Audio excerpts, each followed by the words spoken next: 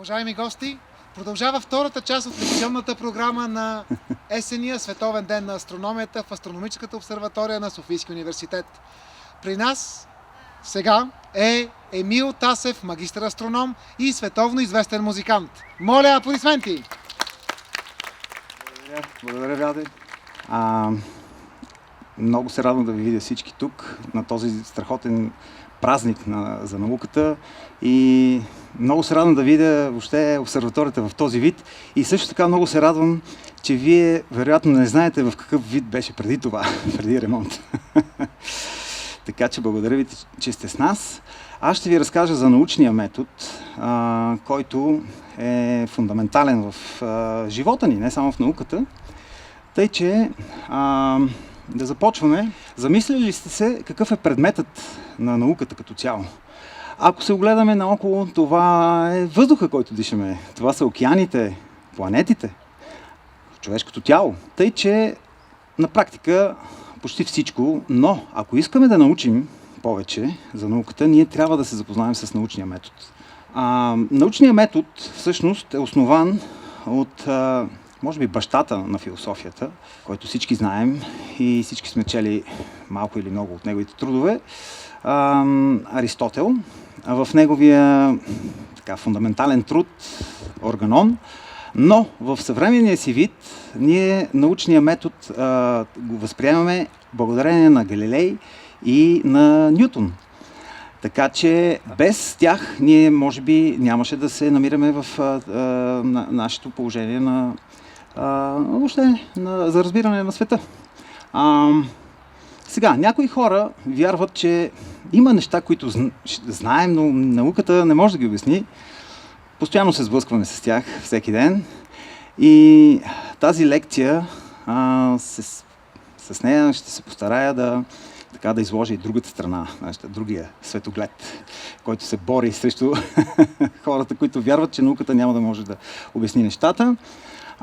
Да, и науката е всичко. В крайна сметка, науката се опитва да се занимава с всичко и да ни обясни нещата по рационален начин. Думата наука идва от латински, която дума е scientia и означава познание.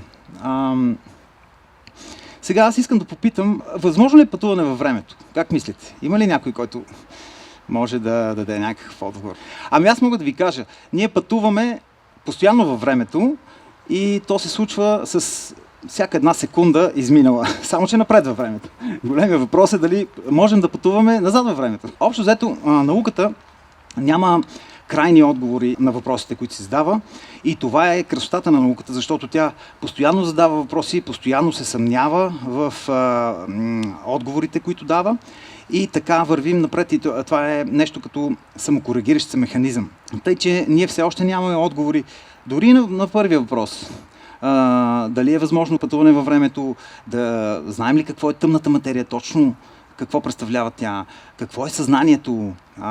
Всеки не научаваме по нещо ново и добавяме към предишното си знание.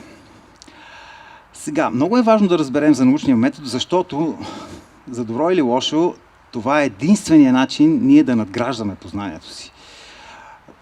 Историята ни казва, историята на развитието на човешката мисъл ни казва, че това е най-добрият начин.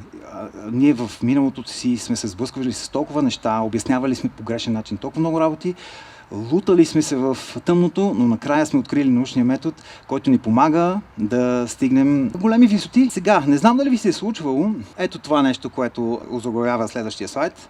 Аз не знам дали е истина, защото то е само теория. Ние в ежедневния живот използваме постоянно думата теория, но в малко по-различен аспект. Така че с тази лекция аз искам да изясним някои от тези моменти. Наблюдаваме известна тенденция в нашето общество към отричане на науката. Може би всеки един от нас се сблъсква с това нещо. Сега нека да определим понятията на науката, кои са основните моменти, които ни помагат ние да се ориентираме в този хаос от данни, които идват към нас, от всевъзможен характер. Значи първото, което ни трябва, е да направим наблюдение. Ние наблюдаваме някакъв феномен, природен феномен, след което изграждаме някаква хипотеза, която хипотеза всъщност ни помага да преминем към експеримент и да проверим дали тази наша хипотеза ще отговори на очаквания резултат. И сега, тук е много важно. Ако въпросният резултат от експеримента съвпадне до голяма точност с данните, хипотезата ще бъде потвърдена и може да се превърне в теория. Тук е много важен момент. Обаче, ако експеримента не потвърди нашите предположения вътре в хипотезата, тогава ще се наложи да отпадне хипотезата и да разработим нова или просто да разработим старата в нов вид. Зависи изцяло от експеримента. Сега, обърнете внимание, че теория и закон, затова съм ги сложил в червено, са две различни неща. Близки са, но са различни. Сега ще поясня малко по-късно в някои от следващите слайдове какво точно представляват двете неща. В ежедневния живот ние често използваме думата теория, за да изразим някакви неясни мисли, които ще бъдат потвърдени от практическия опит, но ние наистина по-скоро използваме в смисъл на хипотеза, а не теория, ако говорим стриктно за научен език. Тъй, че ако трябва да обобщим с едно кратко изречение какво е хипотезата, тя представлява предварително и не установено обяснение на наблюденията. Значи, тя трябва да бъде проверена. И идва след това експеримента, както вече казахме, който ще ни каже доколко се справяме с нашата хипотеза. Сега, нека си представим, че аз съм Исак Нютон. И си седя под ябълковото дърво и наблюдавам как падат ябълките. Какво бих заключил? Аз бих заключил със сигурност, че нещо привлича ябълките към земята. И да знаете, че легендата, която гласи, че ябълката ударила Нютон по главата, най-вероятно не е истина, но както и да е, това е друга тема. Всичко, което Нютон е казал, че е стоял в съзерцание, наблюдавайки да падат ябълките. И така, ние какво бихме заключили? Бихме заключили, че ябълките са привлечени от нещо наречено гравитация, след което бихме могли да заключим, че ябълките падат с определена скорост, която зависи от тяхната маса. След което бихме направили последващ експеримент, където ще използваме една ябълка и едно перце. И съответно перцето би паднало с по-бавна скорост.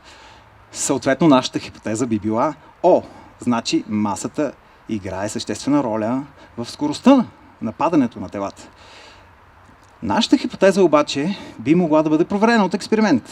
И ако ние сме така достатъчно скептични и отстраним страничните ефекти на целия експеримент, ще направим цялото упражнение с две метални топки, които са идентични, но с различни маси. Така че ще можем да пренебрегнем въздушното съпротивление и какво ще установим? Това, което Галилео установява преди много години, че те всъщност се движат с една и съща скорост, което е контраинтуитивно на това, което наблюдаваме в ежедневния живот.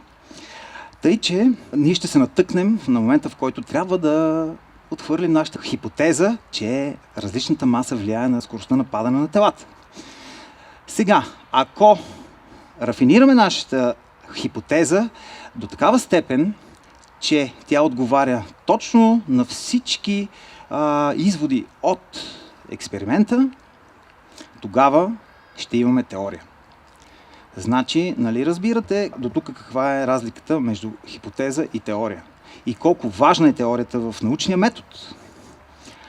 Сега, нека набързо така да си припомним уравнението на Нютон, с което той обяснява гравитацията. Ето тук ни казва какво представлява буквичката F в уравнението.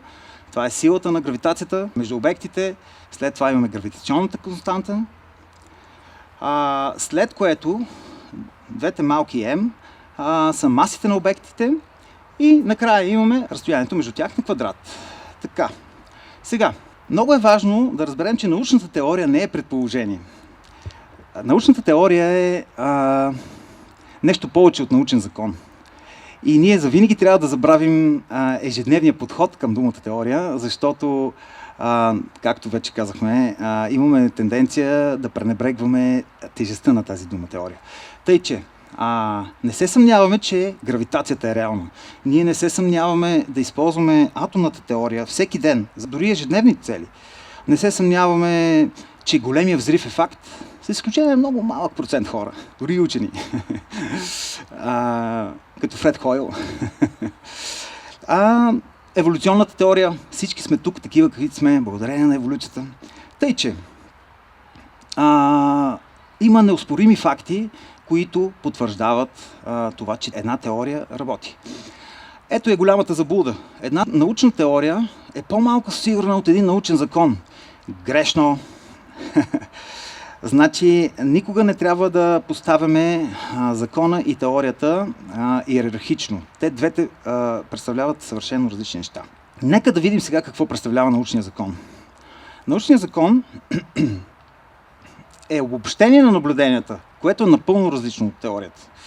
Примерът е гравитацията. Значи, както вече казахме, гравитацията е нещо, което ние наблюдаваме.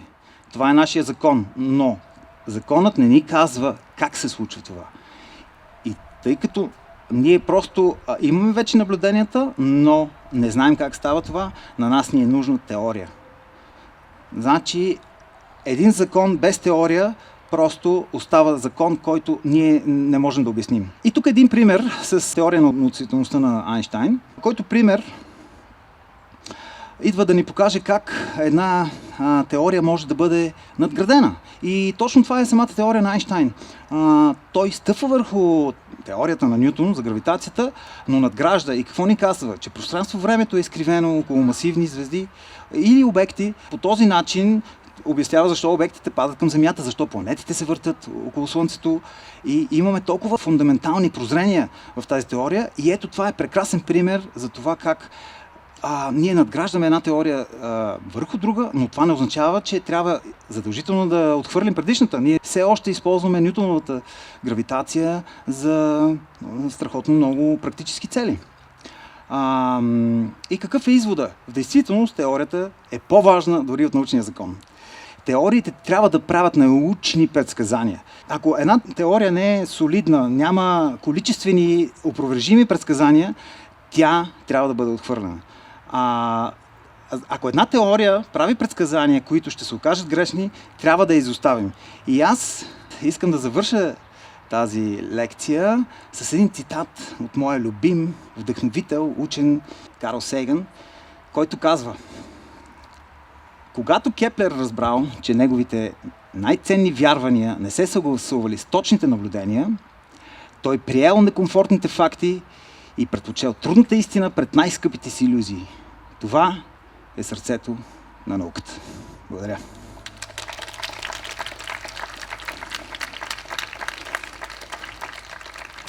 Много благодарим на Емил Тасев. Пожелаваме успех на турнето, тъй като знаем, че сега пътуваш обратно към средите на музиката. Аплодисменти още веднъж. Благодаря. Благодаря ви. Продължаваме с следващата презентация, която ще ни насочи напред към най-близката съседна голяма галактика, и това е галактиката Андромеда. С помощта на доцент доктор Антония Вълчева от катедра Астрономия ще разберете повече за търсенето на нови в Андромеда. Моля, аплодисменти!